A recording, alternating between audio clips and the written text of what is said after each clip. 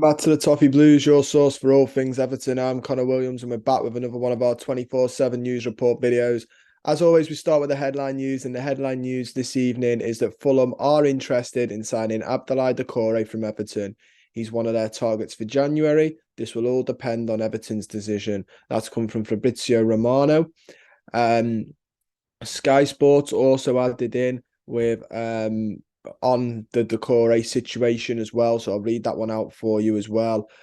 Fulham, they just confirmed it again. Fulham are interested in Doucoure in the January transfer window. That's come from Lyle Thomas of Sky Sports. So it looks like Marco Silva is looking at Doucoure. This would make a lot of sense. He wanted him. He had him at Watford.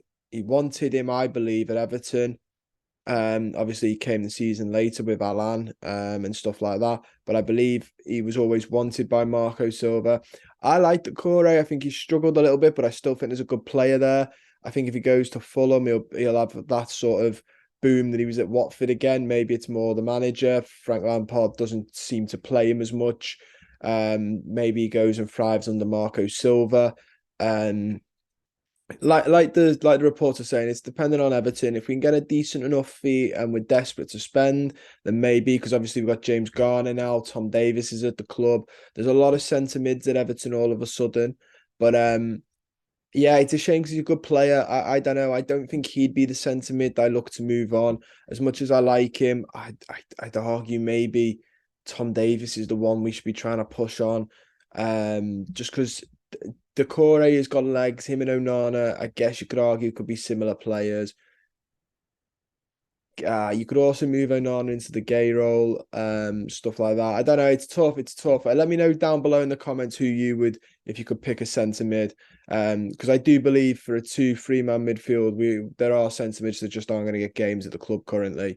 We also have the news coming from that Everton will confirm a long-term contract for Anthony Gordon, which is great to hear. This has come from Mark Douglas. He writes for the iPaper. We knew this was sort of coming. We wondered when we said no to Chelsea, knocked them on the head. That doesn't happen for nothing. Did wonder how that would affect contracts. I mean, he struggled a little bit as of late, but I think I saw a report saying he was on really low wages, to be fair. So he probably the pay rise isn't massively of a shock. I don't think he's this doesn't make him one of our highest earners, but he was one of the lower earners, I believe. Sticking with Mark Douglas in the iPaper, they said Everton are set to appoint a new head of recruitment, head of emerging talent, head of performance analysis and insights. Mark Douglas also added the Everton hierarchy back Frank Lampard. Oh, that's a different story, right? They're all from the same fella, though. I think it's good that we're hiring a new head of recruitment, emerging talents. I'm pretty sure, is that not? A lot of these roles, you would argue, are in one. So head of youth development should maybe be doing emerging talent, head of performance analysis and insight. You should have a head analysis anyway. If we don't have one, that's quite lacking. But head of recruitment, is that the same as a director of football? I don't know. It looks like Felwell is doing the football model side, but we need a head of recruiting players.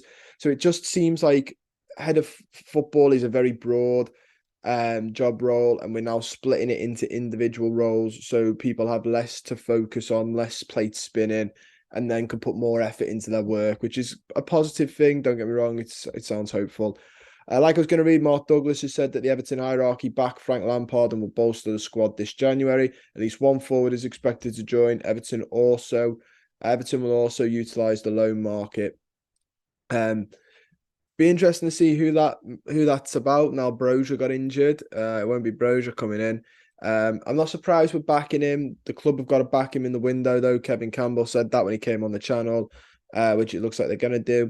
It's more pressure on Frank Lampard, though. I do believe in February, maybe even March, early March, if we're at the same position we are now, I think he will be very lucky to avoid the chop. And I know this might be very unpopular because he's a likable man, but if we're back in the same situation we were in last season, where we're in the dogfight right till the end, he deserves to go, in my opinion. And I know people will say that, but he's been backed in the summer. He will be backed in this, according to the reports.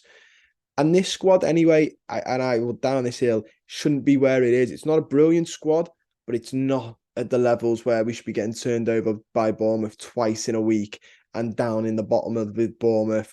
It's a decent enough squad that you should be getting 12th out of this squad. Um, so yeah, that's my opinion anyway. You guys will disagree potentially, but yeah, I don't think our squad's that rubbish that it should be down there. We've got some really good players. We also have the Frank Lampard, again coming from Mark Douglas. Frank Lampard retains total confidence of Everton's power brokers, who have little appetite for yet another managerial change and upheaval. Um, a departure would be only considered if situation changed significantly, aka we look like we're done. I think that translates to. I get, yeah, you wouldn't swap him now because there's still time to change it around. It's not looking good though. The writing is on the wall, you could argue, depending on how your outlook is. Saying that though, he's just had like 6 weeks to work with the squad, so it's almost like a new squad. And when we came back from pre-season, we were good. So hopefully this reset will be good for us. Yeah, if you were going to sack him, you'd have sacked him before the World Cup. You wouldn't sack him now. It'd be silly now. Let him get on with the window. Let him see what happens. And then if we really need to sack him, ideally, you don't want to sack him. And say now we finish really, really low, but not in a relegation battle, but we finished like just outside at the end of the season, then possibly you could argue maybe sacking him. But you don't sack him unless we look like we're in trouble and need a new manager ASAP. Because we've squandered or stuck with him during the best chance to change a manager. So now we've got to stick with him and back him, which is what the board's supposedly doing. So all the best as well. I know I'm not. I personally don't think he's got what it takes to be at Everton, but that doesn't mean I don't want it to work out. I'd rather be wrong and Everton be top of the league than me be right and us be where we are. So yeah, Everton are finalising a new deal for Alex Iwobi and hope to have the announcement made shortly. That's come from Telefootball. Again, another lad who deserves his contract. He really deserves it. Fantastic player, unbelievable. This time last year, if you said, "Oh, we're going to offer Iwobi a new contract," that'd be upheaval. But yeah, deserves it. It's turned his career around really well. The Mail Sport are reporting that Everton are interested in an 18-year-old Ajax keeper, Charlie Setford. The Dutch keeper's contract expires this summer and is wanted by Tottenham, Borussia Dortmund, and AS Roma. So count that out then straight away if those teams are after him. Shame, but it's good that the club are looking at it. We do need another keeper that is ready for when Pickford does hang up his gloves or potentially moves, depending on which one comes first. We do need another keeper in case that happens. We can't just have Begovic and Lonergan and Krellin. So yeah, I agree with the club's idea there. Everton, Crystal Palace, and Brighton are looking at signing Almeria left back Sergio Akin. This come from Estadio ED.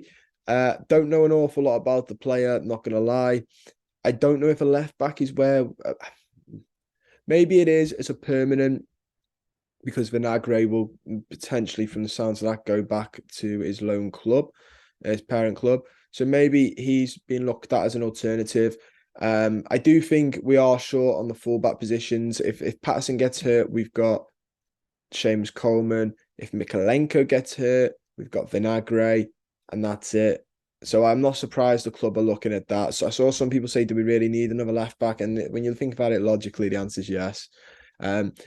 We have an outgoing as well, rumoured. West Ham, Fulham and Leicester are all monitoring Everton defender Michael Keane's situation ahead of the January transfer window. That's come from Leicestershire Live. It should be very interesting to see what happens there. Meant to be going abroad, wasn't he? It's the whole point of him getting his Irish passport. He might not even need it after all that. Be interested to see where he goes. Didn't think he was a David Moyes type of centre-back. Alas, though, we'll wait and see how he gets on. See how he does there. It'd be interesting to see that. We also have the news that Everton reignite their interest in World Cup star Harry Souttar, according to the Daily Mail. He was a standout performer for Australia, who progressed to the round of 16 in the World Cup. He looked to be a decent little player. He is catching the attention of the likes of Tottenham as well. Former Stoke City man. Yeah, interesting, very interesting. Big lad as well. Looks big. Although saying that, one of the games I think was where I thought, God, he looks huge, is the one where it's in Australia versus Argentina. And to be fair, I think I would probably look absolutely towering next to Lionel Messi.